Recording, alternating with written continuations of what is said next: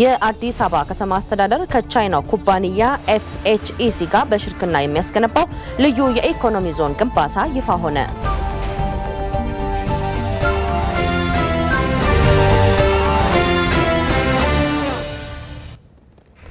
የሩሲያ ሉና 25 የጠፈር መንኮራኩር ጨረቃ ላይ መከስከሷ ተሰማ።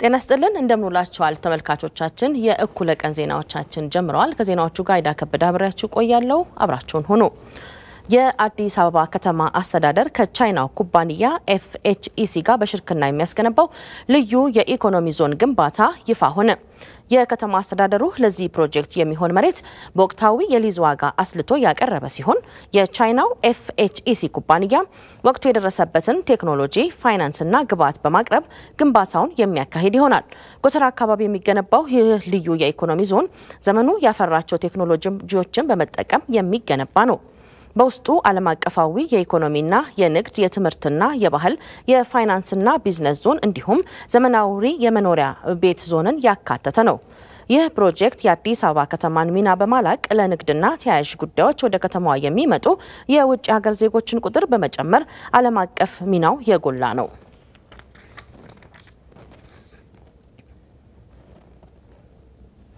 በኦሮሚያ ክልል ምስራቅ አርሲ ዞን በማዳበሪያ እጥረት ሳቢያ በሰብል ላይ የሚታየውን ቢጫነት ወደ አረንጓዴነት ለመቀየር ፈሳሽ የተፈጥሮ ማዳበሪያን እየተጠቀሙ መሆናቸውን አርሶ አደሮቹ ተናግረዋል አምራይት ብራኑ ተጨማሪ ያላት በዓለም ደረጃ የግብርናውን ዘርፍ እየፈተነ የመጣው የማዳበሪያ እጥረት የኢትዮጵያ አርሶ አደሮችንም ለችግር ዳርጓል ይህንንም ችግር ለመቅረፍ አርሶ አደሩ የተፈጥሮ ፈሳሽ ማዳበሪያን እየተጠቀመ ይገኛል ማዳበሪያ እጥረት አለ በጣም ቻሌንጅ ነበር በዚህ ፋንታ ደግሞ ፈሳሽ ማዳበሪያ ነው ስንጠቀም የነበረው እህሉ ተዘርቶ በ21 ቀን እንጠቀመዋለን አምና ይሄን መሬት የተዘራው ስንዴ ነው ምርት ነበረው ከ40 እስከ 50 ኩንታል ሲወጣ ነበር እህሉ የቀጨጨም ከሆነ እንደገና ወደ ቢጫነት መልክም ካዘ በጥቂት ቀናቶች ውስጥ ወደ አረንጓዴነት የመለወጥ ባህሪ ያለው ከዛ ደግሞ እርገቱም ይፋጠናል የዛኑ ያህል እርገቱ በተፋጠነ ያህል የምርቱንም መስጠቱ ሂደት እንደዛው ይቀጥላል ባንዱ መርጫ ላይ 1 ሊትር ተኩል እየጨመር መዋሃድ አለበት ዝም ብሎ እንደተጨመረ አይደለም የሚረጨው እንግዲህ ይሄ ፈሳሽ ማዳበሪያ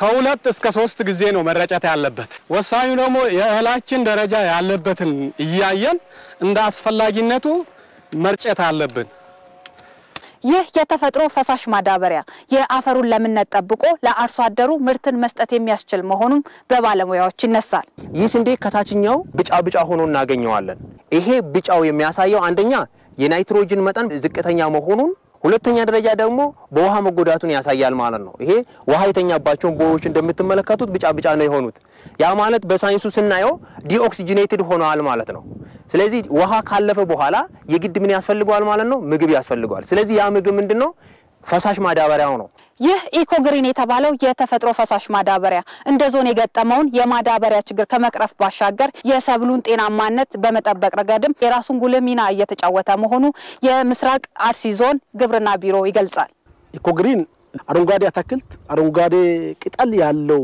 ምርት የሚሰጠው መጨረሻ ላይ የሚሰጠው ምርት አንደኛ በእህልም ቀለም ያለው ምርት ይሰጣል ማለት ነው ሁለተኛ ከበሽታ ይከላከላል አብዛኛው በቀላሉ በሽታ አያጠቃም እነዛ ይከላከላል ሶስተኛ ምርት እንዲጨምር ያደርጋል ቀስ ብሎ እህሉ ፍሬውን ሞልቶ እንዲደርስ ያገለግላል ማለት ነው በሀገር ውስጥ እየገጠመ የመጣውን የማዳበሪያ እጥረት ለመቅረፍ ሀገር በቀል የሆኑ ማዳበሪያዎችን ማምረትና መጠቀም አስፈላጊ መሆኑን በብዙዎች እየተገለጸ ይገኛል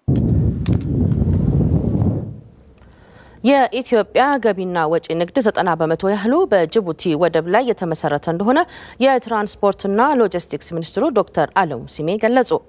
ኢትዮጵያ ሰፊና በፍጥነት እያደገ ያለ ኢኮኖሚ ያላት አገር እንደመሆኗ ከሆዲው ተጨማሪ ወደብ የማፈላለጉ ስራ ተጠናክሮ እንደሚቀጥልም ተገልጿል።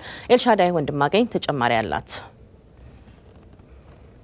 የላፕሴት ጽንሰ ሀሳብ እንደ አውሮፓውያኑ አቆጣጠር 1975 ጀምሮ ሲነሳ የቆየ ቢሆንም በተለያዩ ምክንያቶች ሳይተገበር ቆይቷል። ላፕሴት ወይም ላሙ ደቡብ ሱዳን ኢትዮጵያ የትራንስፖርት መተላለፊያ ፕሮጀክትን የሚወክል መጠሪያ ነው። በ2012 የኢትዮጵያ ኬንያና ደቡብ ሱዳን መሪዎች የላፕሴት ኮሪደር ፕሮግራምን በይፋ ማስጀመራቸው ይታወቃል። ፕሮጀክቱ ለሀገራቱ በትራንስፖርት በመንገድ በባቡር በአየርና በነዳጅ ቧንቧ መሰረተ ልማት የላሙ ወደብን መነሻ በማድረግ ሶስቱን ሀገራት የሚያስተሳስር ፕሮጀክት ነው። ይህንንም የተመለከተ ለኢትዮጵያ ተጨማሪ ወደብን የማፈላለግ ስራዎች እየተሰሩ መሆኑን የትራንስፖርትና ሎጂስቲክስ ሚኒስትሩ ዶክተር አለሙ ስሜ ገልጸዋል። ሎጂስቲክስ አቅርቦት ያስፈልጋል። የሎጂስቲክስ መሰረተ ልማት ያስፈልጋል። ከዚህ ውስጥ ደግሞ ወደብ ነውና አንዱ ይሄ ወደብ ኢኮኖሚው ችግር እንዳይገጥመው እንዳይንገራገጭ አስፈላጊው የወደብ አቅርቦት የወደብ መሰረተ ልማት መኖር ስላለበት የጅቡቲንም ያስፋፋን ነው። ጅቡቲም አሁን እየተጠቀምንበት ካለው ወደ ታጁራ እንዲስፋፋ ስራዎች እየተሰሩ ነው ያሉት። ከዛ በተጨማሪም የበርበራና የላሙ ወደቦችን እንዲሁም የፖርት ሱዳን የአሰብ ወደቦችን የምንጠቀምበት ሁኔታዎች ላይ ስራዎች እየተሰሩ ነው ያሉት። ለኢትዮጵያ ኢኮኖሚ ደጋፊ የሆኑና ወጪና ገቢ ወሳኝ ሚና ያላቸው ወደቦች የማፈላለግና እንዴት ወደ ስራ መገባት እንዳለባቸው ከሚመለከታቸው ባለስልጣናት ጋር ውይይት መደረጉን ሚኒስትሩ ገልጸዋል። ሶማሌላንድ የበርበራን ስንጠቀም ጅቡቲ ላይ የሚመጣው ተጽዕኖ የለም። ላሙንም ስንጠቀም ሌላው ላይ የሚመጣ ተጽዕኖ የኢትዮጵያ ኢኮኖሚ በጣም ግዙፍ ነው እና እያደገም ነው ያለው። ተጨማሪ በብዛት እየጨመረ ነው ያለውና ተለየ የሚያደርገው ደግሞ ለኢትዮጵያ ቅርበት ስላለው ነው። በጋራ ሶስቱ ሀገራት በተለይ ደቡብ ሱዳን፣ ኢትዮጵያና ኬንያ በጋራ እንዲጠቀሙበት ተደርጎ የተሰራ ነው። ኢትዮጵያ ያላት ኢኮኖሚን ለማሳደግ የገቢና የውጪ ንግድን የሚያሳልጥ ወደብ እንደሚያስፈልግ የኢትዮጵያ መርከቦች ባለስልጣን ዋና ስራ አስፈጻሚ ዶክተር በሪሶ አመሎ ይናገራሉ። ሰፋፊ ወደቦችን ያስፈልጋታል። ስለዚህ እዚህ መተናል። ይሄ የለሙ ፖርት በኬንያ መንግስት የተገነባና እየተሰራ ያለ ነው። ኢትዮጵያና ደቡብ ሱዳን በተለይ ይሄንን ወደብ መጠቀም የሚችሉ ከሆነ ይሄን ኮሪደር መጠቀም የሚችሉ ከሆነ በተለይ ለደቡቡ ክፍለ ሪጅን ለኢትዮጵያ በጣም በተቀላጠፈ ሁኔታ የገቢና የውጪ ንግድ እንቅስቃሴን ያፋጥናል። ይህ ወደብ በኬንያ ላሙ ግዛት ውስጥ ሲሆን 32 መርከቦችን በተመሳሳይ ሰዓት መልህቃቸውን ጥሎ ለማስተናገድ የሚያስችል በአፍሪካ ትልቅ የሚባለውን የደርባን ደቡብ አፍሪካ ወደብን ይፎካከራል ተብሎ የሚጠበቅ ወደብ ነው። በተፈጥሮም ሆነ ሰው ሰራሽ ችግሮች ሳቢያ ለተጎዱ ቀድሞ ለመድረስ ያለባቸው የስራ ኃላፊነት አልገደባቸውም። የሕክምና ሙያ ሰባዊነትን ማህበረሰቡ ደግሞ ያለው ሳይሰስቱ መስጠትን አስተምሮኛል የሚሉት እኚህ ሐኪም ፋሲካ አያሌው ለበጎነት ስላላቸው ትጋት አነጋግራቸዋለች። ከራሳቸው አንደበት እንከታተል።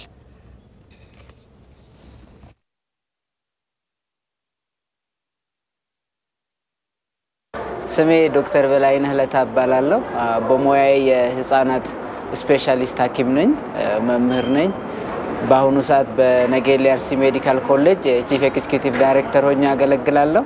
በአዳማ ጀነራል ሆስፒታል አገልግያለሁ። በአምቦ ዩኒቨርሲቲ፣ በሐዋሳ ዩኒቨርሲቲ ሰርቻለሁ። አጫጭር ጊዜ ወደ ጋምቤላ፣ ሚዛን ቴፒ፣ ድሬዳዋ፣ አርባ ምንጭ በተለያዩ አካባቢዎች ላይ አፋር ሄጄ አውቃለሁ። ሶማሌ ሁሉም ክልሎች ሄጃለሁ። ስለዚህ ሁሉም ቦታ ስትሄጂ ችግሮቻችን አንድ ነው፣ ያሉብን የጤና አቅርቦት ችግሮች አንድ ናቸውና በተለያየ አካባቢ ሄደሽ ስትሰሪ ለሙያው ያለሽም ፍቅር በዛው ልክ እየጨመረ ይመጣል።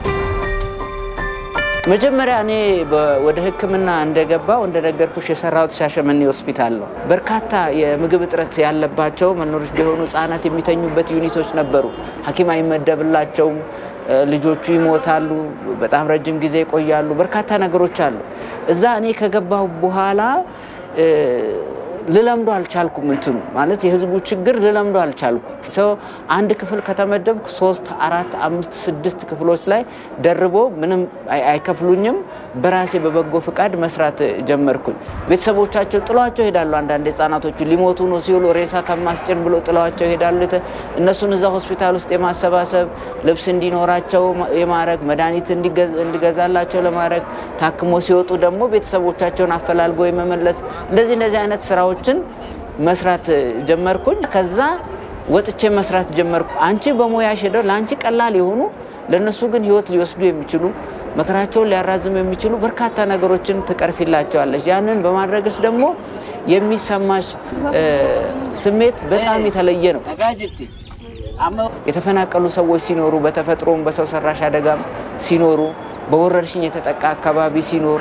በተለያየ ጊዜ ድርቅ ሲያጋጥም በተለያየ ችግር ውስጥ ያሉ ሰዎችን ሄደሽ አጠገባቸው ተስፋ ሰሰጫቸው ትንንሽ ነገር አድርገሽ ደግሞ በህይወታቸው ላይ ለውጥ ስታመጪ የበለጠ እንደዚህ አይነት ስራዎችን መስራት እንድትጂ ያነሳሳል አገልግሎቱን ህዝቡ ያልተደረሰበት ቦታ በ100 ኪሎ ሜትሮች በ1000 ኪሎ ሜትሮች ሪሞት የሆኑ ቦታዎችን እንመርጣለን አሁን አንቺ እነሱ ተቸግሯቸው ልትረጃቸው ሄደሽ እነሱ ስላንቺ ይጨነቃሉ እንዴት ድንጋይ ላይ ቁጭ ብሎ ያክሙናል ብለው ይጨነቃሉ ከቤታቸው ወንበር ለማምጣት ይጨነቃሉ ስለዚህ በተለያየ አጋጣሚ ሄጄ አገልግሎት የሰጠውባቸው ቦታዎች ላይ ተመልሼ በሆነ አጋጣሚ ሲሄድ ልክ ከነሱ ከውስጣቸው ተወልዶ የወጣ አንድ ሰው ሌላ ሀገር ሄዶ ቆይቶ መጥቶ ሊጠይቃቸው እንደመጣ ሰው ነው ህብረተሰቡ የሚያሽነክ አሁን በጣም የበጎ አድራጎት ስራ ሙሉ እንዲሆን አርጎኛል ብዬ አስባለሁ አንደኛ ሀገሬን እንዳቃርጎኝ ማህበረሰብ ውስጥ ያለውን ችግር ያለውን አስተሳሰብ ያለውን ፍቅር ሁሉንም ነገር በሁሉም ጎን ያለውን ነገር እና ደግሞ በጎ ስራዎችን ስትሰሪ አንደኛ ያያደክሽ ነው ምትጂ ወደታች ምትጂ ነገር የለም ፈጣሪ ያግዛል የነሱ ምርቃት በጣም ያግዛል በጤና ይስጥልን ኢትዮጵያ ዝግጅታችን ላይ ተገኝተው ተጨማሪ ማብራሪያ የሰጡት የኢትዮጵያ ወጣቶች ሰላምና ብልጽግና ተልዕኮ ሊግ ፕሬዝዳንት አቶ ብርሃኑ በቀለ እንዳሉት በህብረተሰቡ ባህል ይሆን የመጣው የበጎ ፍቃድ አገልግሎት ተጠናክሮ መቀጠል አለበት ለፈው ጊዜ ይልቅ የበጎ ፍቃድ አገልግሎት ስራ ከጊዜ ወደ ጊዜ እየተሻሻለ መጥቷል አሁን አዲስ አበባ ከተማ ውስጥ አሁን ዞር ብትሉ በየትራፊክ ጃምብሊንግ ቦታ የበጎ ፍቃደኛ ወጣቶችን ታገኛዋለህ ዩኒፎርም አላቸው አንጸባራቂ ሱለብሶ የበጎ ፍቃድ አገልግሎት ላይ ተሳተፉ ታያላችሁ ደመለገ ስራ አሁን ሰው ባል አርጓል የተለያዩ ችግሮች ሲፈጠሩ ለምሳሌ ኮቪድ በተከሰተ ጊዜ ሁሉም ተረባርቦ እጅ ማስተጣጣፍ ስራ ሰው ነበር አይታችሁ ከሆነና ማህበረሰቡ አሁን የበጎ ፍቃድ አገልግሎት ከጊዜ ወደ ጊዜ እየተሻሻለ መጥቷል በኢትዮጵያ ኮንቴክስት ይሄ ነገር መቀጠል አለበት የበጎ ፍቃደኝነት አገልግሎት ለሰላም ግንባታም ከፍተኛ ሚና እንዳለው አክሎ ገልጸዋል ጥቅሜታው ብዙ ነው የበጎ ፍቃድ አገልግሎት ስራ የእንትን ብቻ አይደለም ይሄ ብቻ ሳይሆን የሰላም ግንባታ ለምሳሌ ሀገራችን ሰላም እንድትሆን ወጣቱ አካባቢውን በጽናት እንዲጠብቅ ራውንድ እንዲያረግ በአካባቢው ላይ ማታ እንዲሰሩ በበጎ ፍቃድ አገልግሎት ስራ አድራጅተን እያሰማራን እንገኛለን ከዚህ አንፃር ለምሳሌ አዲስ አበባ ውስጥ አንጻራዊ ሰላም አለ ስለዚህ የበጎ ፍቃድ አገልግሎት ስራ ለሰላምም የሚያበረክተው ሚና በጣም ከፍተኛ ነውና ተክተን እየሰራን እንገኛለን ማለት ነው የትራፊክ አደጋ ከጊዜ ወደ ጊዜ እየጨመረ መምጣቱን መረጃዎች ያመለክታሉ የክረምት ወቅትን ተከትሎ በርካታ የትራፊክ አደጋዎች የሚደርሱ ሲሆን ወቅቱን ተከትሎ የሚደርሱ አደጋዎችን ለመቀነስ የጥንቃቄ መንገዶችን መከተል አስፈላጊ ስለመሆኑም ተገልጿል ኤልሻዳይ ወንድማገኝ ተጨማሪ አላት በኢትዮጵያ የትራፊክ አደጋ ቁጥር ከጊዜ ወደ ጊዜ እየጨመረ እንደሆነ የዘርፉ ባለሙያዎች ይናገራሉ በትራፊክ አደጋ በአለም ላይ በየአመቱ ከ1.3 ሚሊዮን በላይ ሰዎች ህይወታቸውን እንደሚያጡና በኢትዮጵያ በቀን 13 ሰዎች በአመት 4680 ያህሉ ህይወታቸውን እንደሚያጡ ጥናቶች ያመለክታሉ በኢትዮጵያ እየተከሰተ ያለው የመንገድ ትራፊክ አደጋ ለመቀነስ የተለያዩ የአሰራር ስርዓቶች ተዘርግተው ወደ ስራ ሲገባ ይስተዋላል ይሁን እንጂ የትራፊክ አደጋውን ቀንሶታል ብሎ ደፍሮ ለመናገር ግን አይቻልም የትራፊክ አደጋን ለመቀነስ ከህግ አስከባሪውና አሽከርካሪው በተጨማሪ እግረኞችም ትልቅ ኃላፊነት እንዳለባቸው የዘርፉ ባለሙያዎች በተደጋጋሚ በተለያዩ አጋጣሚ ሲገልጹ ይሰማል አሽከርካሪዎችም የክረምት ወቅትን ታሳቢ ያደረገ ቅድመ ጥንቃቄን በማድረግ የትራፊክ አደጋን ሊከላከሉ ይገባል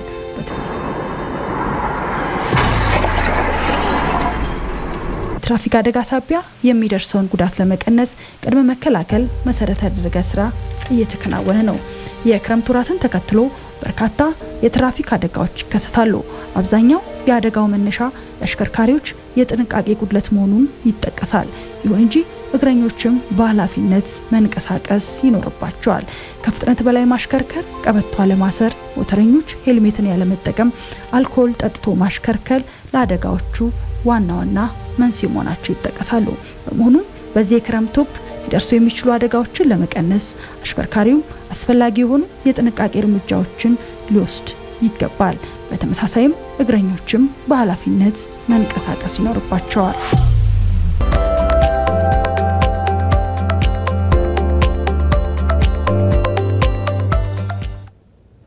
የ10 ዓመቱ የልማት እቅድ የመጀመሪያው የ3 ዓመት አፈጻጸምና የቀጣይ መካከለኛ ዘመን እቅድ ላይ ጠቅላይ ሚኒስትር አብይ አህመድ በተገኙበት ውይይት እየተካሄደ ነው። የ2015 በጀት ዓመት አፈጻጸምና የ2016 ዋና ትኩረት አቅጣጫዎች በውይይቱ ይቀመጣሉ። ከዚህ ጉዳይ ጋር በተያያዘ ተጨማሪ መረጃ ልታደርሰን ሪፖርተራችን ሮዛ መኮንን በቀጥታ መስመር ላይ ትገኛለች። የ10 ዓመቱ የልማት እቅድ የመጀመሪያዎቹ 3 ዓመታት የተገኙ ውጤቶችና የሚቀሩ ስራዎች ምንድናቸው የሚለውን ብታብራሪልን ሮዛ።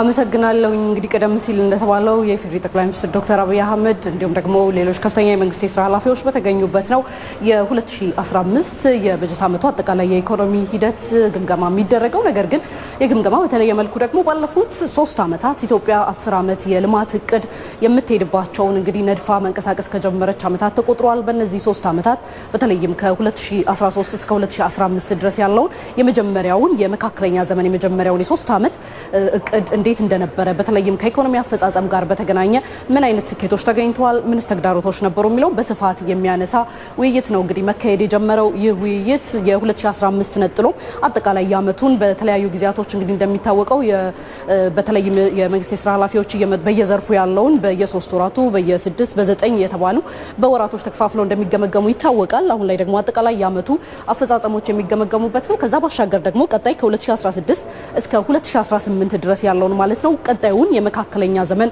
የልማት እቅድን በስፋት አቅጣጫዎች የሚቀመጡበት ጭምር ነው ማለት ነው። እንግዲህ በዋናነት በዚህ ውይይት የተነሳው እንደሚታወቀው በዓለም አቀፍ ደረጃ ባለፉት 3 ዓመታት የነበሩ ነባራዊ ሁኔታዎች ምንድናቸው የሚለው በስፋት ትኩረት ተሰጥቶት የታየበት ነው።